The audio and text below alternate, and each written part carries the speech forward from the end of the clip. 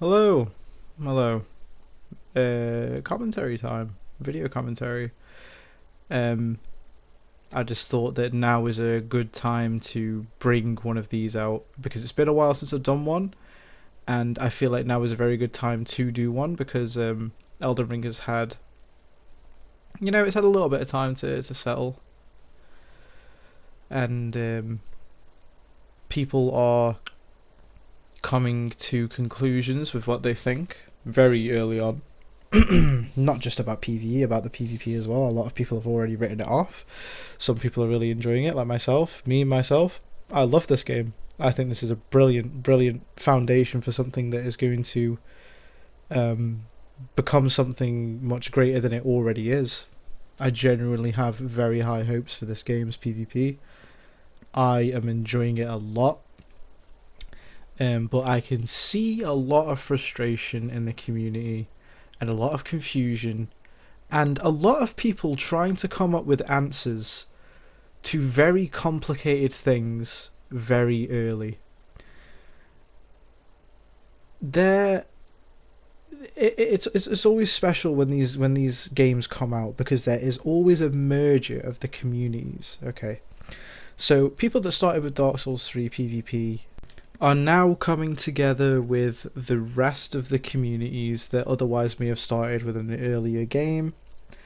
Bloodborne players are coming together with Dark Souls 1 players, are coming together with Dark Souls 2, and so on.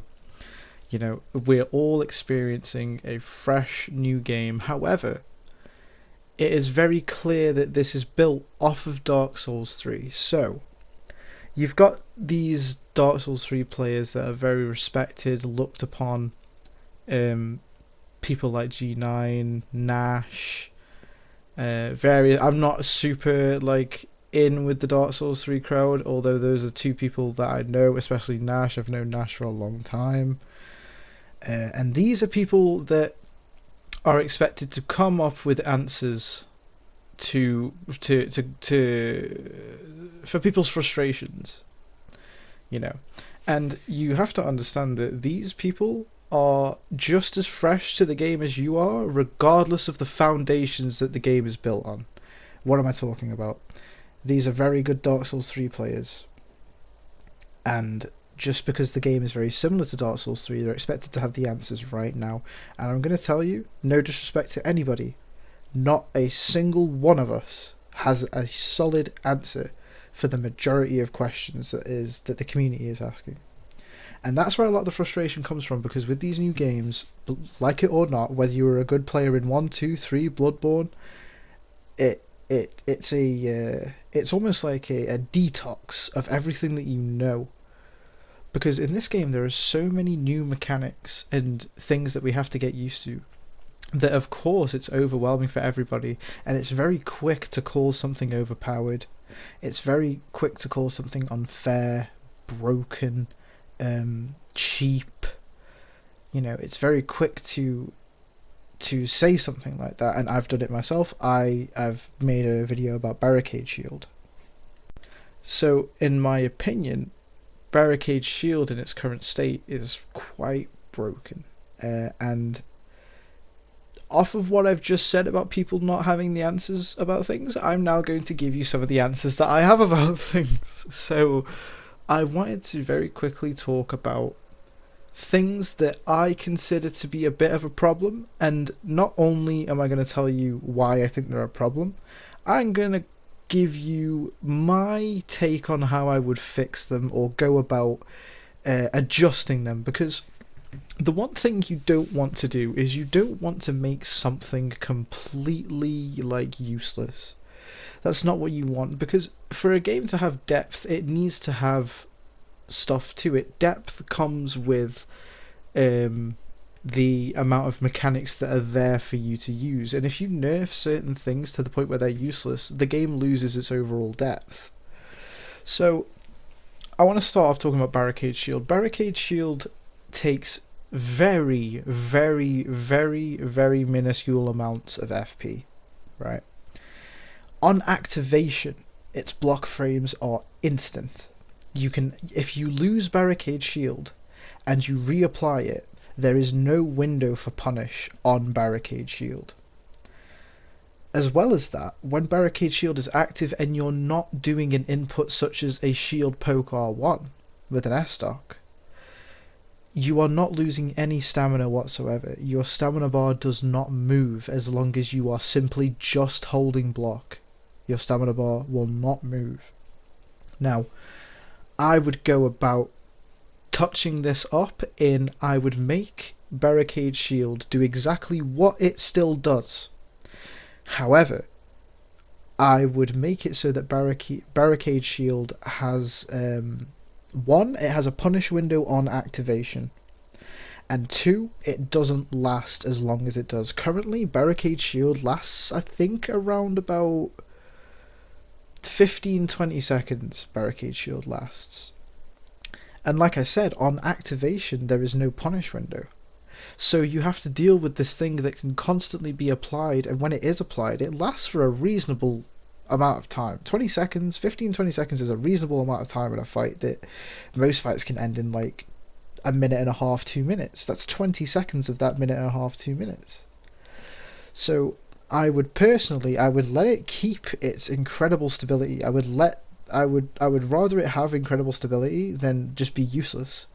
And I would let it have its stamina negation, But it needs a punish window on activation, and it also doesn't need to last as long as it does. It's very oppressive. It slows down the fight completely. And that is how I go about touching up Barricade Shield. Bloodhound Step. We've all seen it. It's in almost every invasion you go into. There is somebody using Bloodhound Step. And Bloodhound Step in the hands of a not so good player is oppressive enough. When you go up against somebody that knows what they're doing, Bloodhound Step it's a torture device almost. It's incredibly good. It's so good. If you want to heal, if you want to get a heal off in a fight, use Bloodhound Step. Just equip it on a dagger. Put it on a very low weight weapon. Put it on a dagger. If you want to use a different weapon art for, say, Zwei or Clay or anything of that matter, put it on a dagger. Just hit it twice and you've got a free heal. It's completely busted, in my opinion.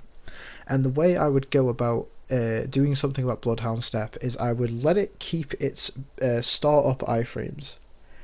Because its start up and end iframes are very long. Like they linger. They definitely linger, the iframes. I would let it keep its start up iframes. I would, however, nerf its distance that it covers, because it covers far too much distance. Like I said, if you want to heal, you absolutely can. Just 2 Bloodhound Steps and that's it. You've got a free, unpunishable heal. And I would reduce the distance that it covers, and I would also tweak the iframes at the end, so that if you do so happen to be on top of the person that has Bloodhound Stepped, that there is a punish window to roll catch. Because currently, if somebody Bloodhound Steps, you're nowhere near in the distance to be roll catching them. And like I said, the iframes at the end of the Bloodhound Step linger for a significant amount of time. There's not really that much of a window for you to punish. So yeah, that is how I would go about Bloodhound Step. I would keep its start up iframes, nerf the distance it covers, and nerf the end iframes, just so there's a punish window, so that people using it can be punished during the end if you just so happen to be close enough to them. Another thing I wanted to talk about is Moonveil. Moonveil is tough. Moonveil is tough. It's not just like plaguing the PvP, it plagues the PvE as well. It really just shits all over the PvP and PvE. It just does way too much damage, and I know that's a touchy thing, because like people say, oh, because something does a lot of damage doesn't mean it's broken. I agree, because as a Dark Souls 1 player, you could say Great Club does a lot of damage on BS, but that's all it has really.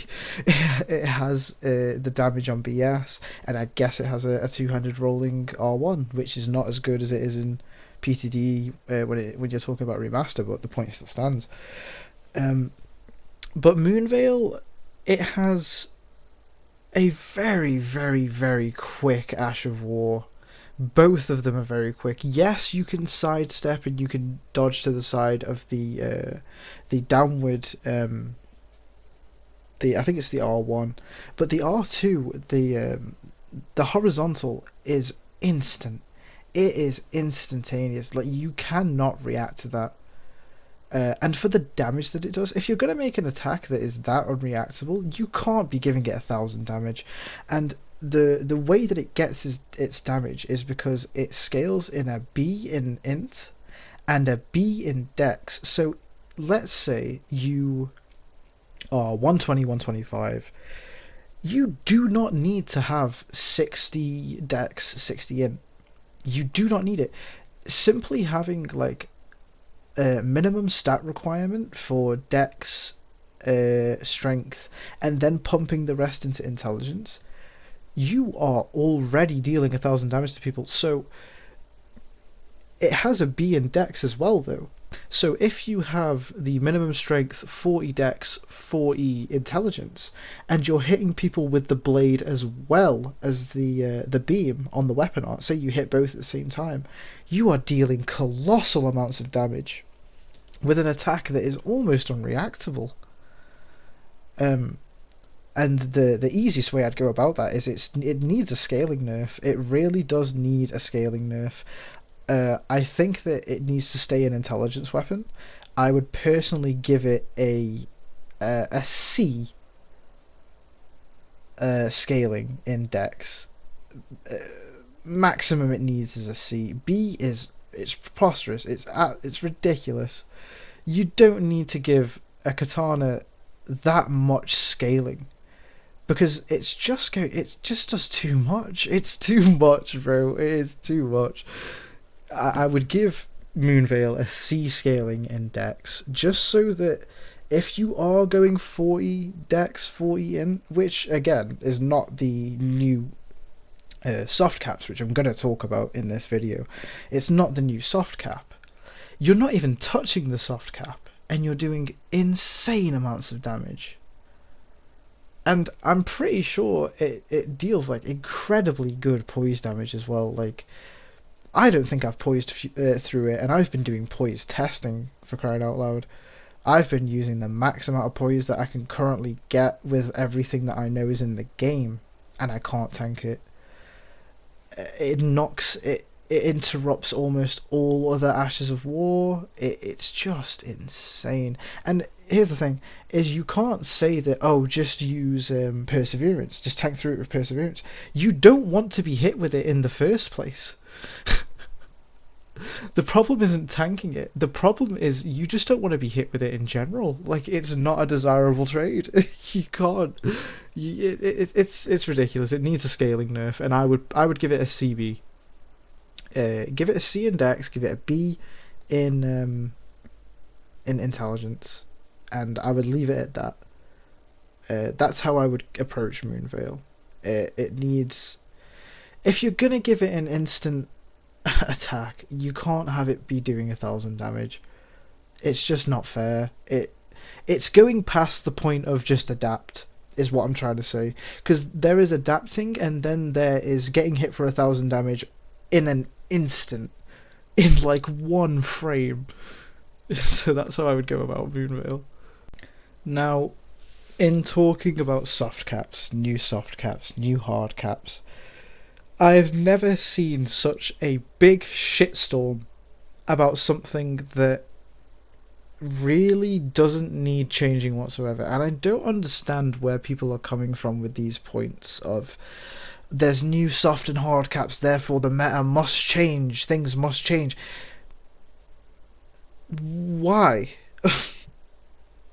Why must they change because the soft caps and hard caps are different? Let's say that the soft cap... let's say that the hard cap was 99, right? Why do you need to go to 99 exactly? Especially if all of you are complaining about how much damage things deal, because I believe in this game, everything hurts. Absolutely everything hurts. Why on earth would you want to guarantee that you hit the hard, soft, or the soft cap? Huh? You're complaining about the damage everything deals, yet you're saying let's all hit the soft and hard caps for more damage. It's insane to me. The meta level, in my opinion, I'm just gonna say it: 120, 135 at a push. It doesn't need to be much more. Okay, you don't want to see 60 quality builds running around with magic plus regen plus 2k HP, and that is exactly what Dark Souls 2 was. You had people running quote unquote hybrid builds because they justified it by having adaptability. Adaptability was a must because for some reason those clowns, they said that we should make your iframes in a roll tied to a stat. It was one of the worst decisions they made, and therefore the community decided to have 150 and 200 as the meta. I'm pretty sure 150 was for invasions and 200 was for the arena, because in the arena you could be max level anyway, so it didn't matter. We do not need to see a SL increase, and a big reason for that is we've had no patches. We've had no adjustments to the game whatsoever. So if you want to say, okay, things do too much damage, we need to be SL 150, 200 so we can all have 99 vigor and run around with 115 poise, 99 vigor, with all these spells. It's gonna make for such a boring game because every build is gonna have access to everything at some point. Okay, and when the patches do come, and trust me, they will come. They will patch this game. They will nerf things. They will nerf things that I have just spoke about. And believe me, when those nerfs come, you do not want to be stuck at a 150, 200 meta. It will be too much. And there will be zero build variety. And it hurts the most because there are people out there that have a genuine influence on the community that will come out and push these things that are unhealthy for the game. And it hurts the most because they will not be around once the game is a few months old. They are people with actual careers that, you know, they do other things outside of streaming and playing and uploading Souls. They have moved on. They always do it. They do it every release. They haven't been dedicated streamers to the Souls series since Dark Souls 1. Their careers took off. They went on to greater things. They did better things. Okay? Please do not listen to these people that are not going to be around playing the same game as you. Do not let people that are not going to be in the community dictate what the community does. That is backwards. It's not good. It's not good for the game. It's not good for the community. You do not want to see 80 quality builds running around with 2k HP, full regen and magic. Trust me, you don't, because it's going to get very boring. If you are scared about all the damage that everything deals in this game, believe me, it won't be like that for long. And I'm going to draw a comparison to Dark Souls 3, because Dark Souls 3 had a 125 meta, 135 later on, I believe. People went to 135, at least I did, when I started playing the game again. Sometime last year, just near the end of last year, for the, Elden Ring coming out, because I knew it'd be somewhat similar. People are forgetting that in that game, there was so much broken stuff. S-Stock Turtle was more broken in Dark Souls 3 in my opinion, because Dark Souls 3 is a much faster game in my opinion than it is in Elden Ring, right? S-Stock Turtle was banned in tournaments. It was that bad. It was so bad. You couldn't touch S. Turtle, and there'll be people. Oh, I beat S. Turtle. Really? All right, the S. Turtle had to mess up majorly in order for you to kill them. It could interrupt anything. If you hit the shield of the S. Turtle with a straight sword, a dagger, it didn't matter. It could instantly trade with that weapon. You couldn't interrupt it. There was no interruption for the poke.